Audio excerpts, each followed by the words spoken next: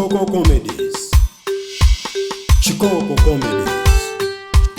Stay online.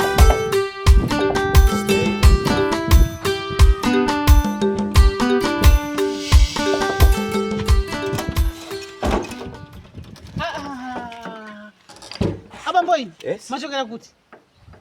Ni mangu dusa. Hayi. Mawe mphandani toilet.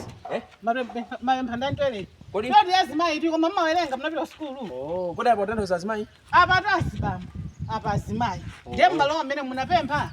Kodi kutoilet mpaka ujo pempha toilet? Toilet staff tu. Makuta kwenu uko mafuna mzeze toilet yathu. Hayi. Ndezi mpita nazo kuti. Ndisi. Tima khali kuyamba na pana staff ngati wina waba mutaba ino. Pepani. Hayi. Pepani. Hayi, palibe pepani. Hayi. Awa amanena kuti. Amanena za toilet. Atadi. Mwina kwanza nthandizeko.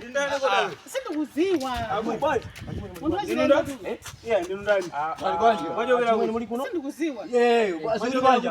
Awandi kwazi wa mwajokera. Mzitawa. Ine kwathu kuchukua. Ine bosi Anataka sandizia. amanyamula matuishi tu.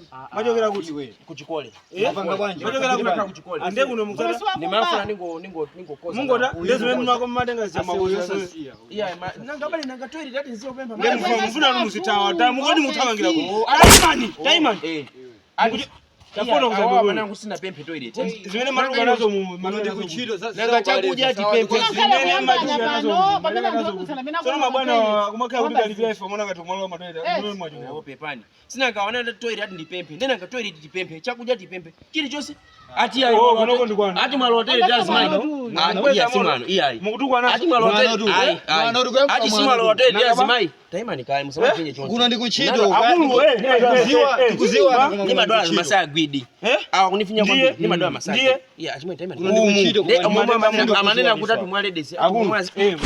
Ndeni mafusa wote sima siana. Mwanyamula katumbu mumu matenga matishu jani mabilisa kuti. Anataka sawa tishu. Mabilisa kuti matenga umu.